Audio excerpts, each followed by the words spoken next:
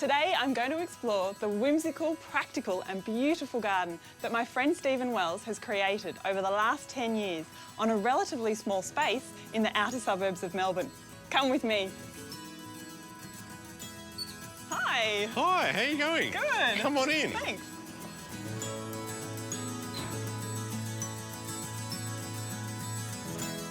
So Stephen, you probably get asked this a lot, but what was the inspiration behind this garden?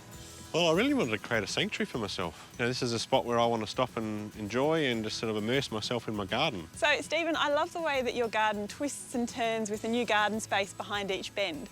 What are your top tips for people trying to create outdoor room spaces like you've done? Well, I think it's really important just to work out what you want to do in the garden space that you've got and then look at the space that you've got. Like I've got here, I've got interesting sloped space. So for other people, exactly the same thing. Find out what it is you want to do and then make the most of it. And is there any outdoor space or room that you think every garden needs? For me, the one most important spot is a spot to sit and stop. You do a lot of effort in the garden with work and creating it and looking after it, and it's really important to take the time and just enjoy the savanna that you've created. I love the way you've used different recycled bits and bobs in the garden. What are some of your favourite finds? Oh, there's lots of favourite finds, but I've probably got three that are my favourite. One is the slippery dip that I've got in the garden. That was perfect, fitted into the garden absolutely fantastically. And things like the wine barrel rings, good creativity with making them into a sphere. And the cement mixer, for me, that was another great pot plant. A bit of character, a bit of interest, and I love pieces like that.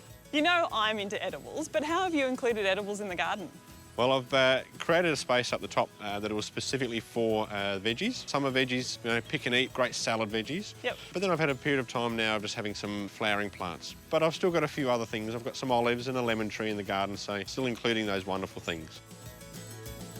Stephen's open-minded philosophy and his laid-back yet thoughtful approach to garden design is something we can all take from this garden. And if you'd like to stay up to date with his gardening adventures, you can follow him on Instagram.